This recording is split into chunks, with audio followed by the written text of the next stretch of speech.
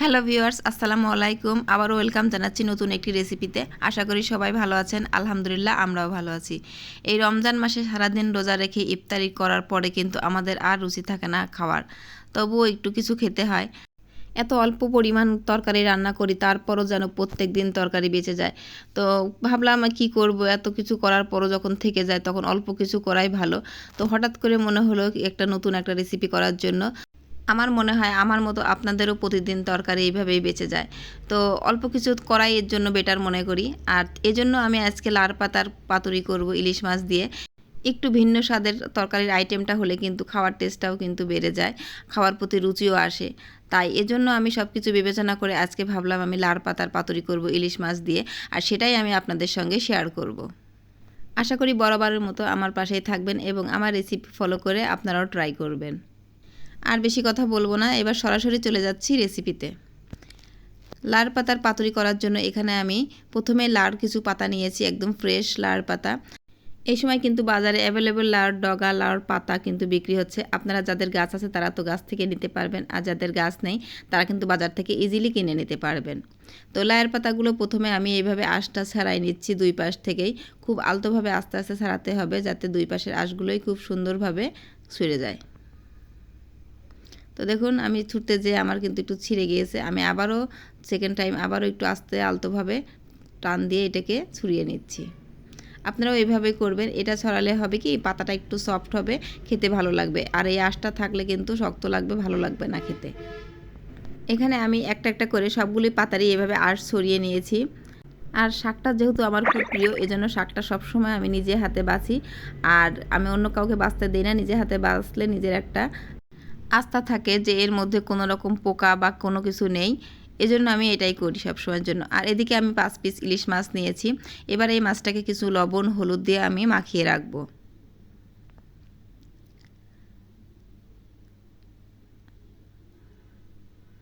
আর অপরদিকে আমি একটা চুলাতে আমি কিছু পানি গরম করে নিয়েছি। পানি যখন ফুটবে তখন এই লার পাতাগুলো আমি ডুবিয়ে দিয়ে 5 থেকে 6 সেকেন্ড আমি এটা রেখে দিয়ে আবার উঠিয়ে নিব। উঠিয়ে এভাবে পানি ঝরিয়ে নিতে হবে। খুব আলতোভাবে করতে হবে যাতে ছিঁড়ে না যায়।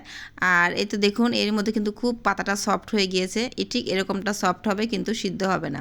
আর এদিকে আমি মশলাটা রেডি করে নিচ্ছি। এজন্য একটি বলে আমি আদা বাটা, রসুন বাটা, জিরা বাটা এবং সরিষা বাটা, কিছু লবণ, হলুদ এবং শুকনো মরিচের গুঁড়ো দিয়ে দিচ্ছি। আর দিয়ে দিচ্ছি সরিষার তেল। সরিষার তেল দিলে কিন্তু এই ইলিশ মাছের পাতুরিটা কিন্তু খুবই টেস্ট হয়। আপনারাও কিন্তু সরিষার তেলটা দেওয়ার ট্রাই করবেন। আর সবগুলো উপকরণ এভাবে আমি একসঙ্গে মিশিয়ে নিচ্ছি। এবার একটি প্লেটে আমি একটি লার পাতা সুন্দরভাবে বিছিয়ে নিচ্ছি। গরম পানির মধ্যে দিলে হবে কি, লার পাতাটা একটু সফট হবে, ছিঁড়ে যাবে না, এটা ভাজ করতে সুবিধা হবে। তো এবার আমি একটা মাছ নিয়ে এর উপরে যে মশলার পেস্টটা করে রেখেছিলাম সেটা আমি দিয়ে একটু উল্টিয়ে দিচ্ছি যাতে নিচের দিকটায় থাকে। এবার উপর দিকটায় আরেকটু মশলা আমি দিয়ে দিচ্ছি। চারপাশে এভাবে দিয়ে দিয়ে উপরে আমি 2টা কাঁচামরিচ দিয়ে এভাবে আমি আলতোভাবে এক পাশ থেকে আরেক পাশ ভাজ করে নিচ্ছি। আপনারাও এইভাবে ভাজ করবেন, তাহলে কিন্তু এই ভাজটা খুলে যাবে না। আর পাতুরিটাও কিন্তু খুব মজা হবে। ভিতরের যে মশলাগুলো সেটা ভিতরে থাকবে, বাইরে বের হবে না। তো এইভাবে আমি এই যে ভাজ করা হয়ে গেছে। এবার একটা সুতা দিয়ে আমি একটা বেঁধে নেব, যাতে পরবর্তীতে খুলে না যায়। এভাবে সুতা দিয়ে চারপাশে সুন্দর করে বেঁধে নিতে হবে। আর মশলার যে পেস্টটা করেছিলাম আমি, সেটাতে কিন্তু আমি সামান্য পরিমাণ একটু পেঁয়াজ বাটাও দিয়েছিলাম। আসলে সেটা আমার বলার কথা খেয়াল ছিল না। তো আমি এজন্য আমি এখন সেটা বলে দিচ্ছি। আসলে ইলিশ মাছ রান্না করার জন্য আমরা যে মশলাগুলো ইউজ করি সেগুলো দিলেই চলবে, এর বেশি কিছু প্রয়োজন হবে না, এগুলো দিলেই এনাফ। তো দেখুন এরই মধ্যে আমার কিন্তু বাঁধা কমপ্লিট হয়ে গিয়েছে।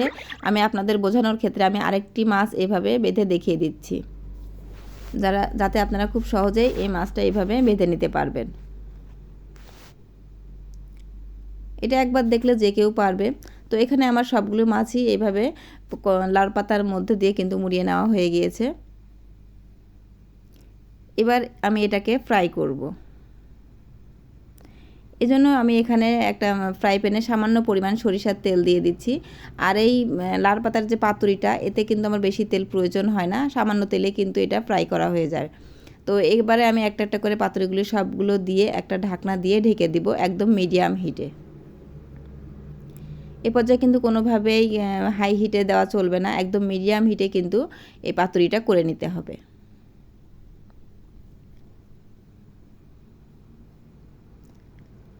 ঢাকনা দিয়ে ঢেকে এটা 5 থেকে 6 মিনিট পর আমি আবার ঢাকনাটা খুলে নিয়ে উল্টাই দিচ্ছি, কারণ এক পাশ হয়ে গিয়েছে, অপর পাশ হওয়ার জন্য আমি এখানে উল্টাই দিচ্ছি।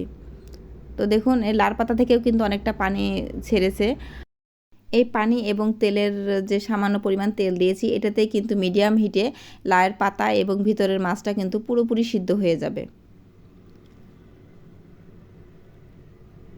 এখানে কিন্তু বেশি একটা ফ্রাই করার দরকার নেই, আস্তে আস্তে একদম মিডিয়াম হিটে দিলেই কিন্তু এই লায়ের পাতার পাতুরিটা একদম কমপ্লিট হয়ে যাবে।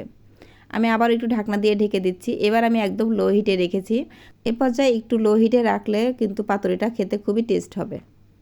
তো দেখুন মাশাআল্লাহ আমার পাতুরিটা এবার পুরোপুরি কমপ্লিট হয়ে গিয়েছে। এবার আমি এটাকে তুলে নিচ্ছি। এই তো এখানে সবগুলি পাতুরি আমার তুলে নেওয়া হয়ে গেছে আলহামদুলিল্লাহ। এটা লায়ের পাতার পাতুরিও বলতে পারেন, ইলিশ মাছের পাতুরিও বলতে পারেন, আবার লাউ পাতা দিয়ে ইলিশ মাছের পাতুরিও কিন্তু বলা যায়। তো আলহামদুলিল্লাহ আমার রেসিপিটা কমপ্লিট হয়ে গিয়েছে। এবার আমি একটা খুলে আপনাদের দেখিয়ে দিচ্ছি যে ভেতরটা কতটা ভালো হয়েছে। পাতাটা ঠিক যেভাবে ভাঁজ করেছিলাম ঠিক সেইভাবে কিন্তু আমাকে খুলতে হবে, নাহলে কিন্তু পাতাটা এক পাশ থেকে অন্য পাশ থেকে খুললে কিন্তু পাতাটা ছিঁড়ে যাবে। আর এখানে এতটাই গরম যে আমি হাত দিয়ে খুলতে পারছিলাম না, প্রচণ্ড গরম লাগতেছিল। আপনারা একটু ঠান্ডা হওয়ার পরে তারপরেই খুলবেন। তো দেখুন মাশাআল্লাহ অনেক সুন্দর হয়েছে, আর ভেতরটাও কিন্তু পুরোপুরি সিদ্ধ হয়ে গিয়েছে। আর এখানে কাঁচা ঝাল দিয়েছি, যারা একটু ঝালটা বেশি পছন্দ করেন তারা এই কাঁচা ঝাল দিয়ে কিন্তু খেতে পারেন। মাশাআল্লাহ আমার লায়ের পাতার পাতুরিটা অনেক সুন্দর হয়েছে।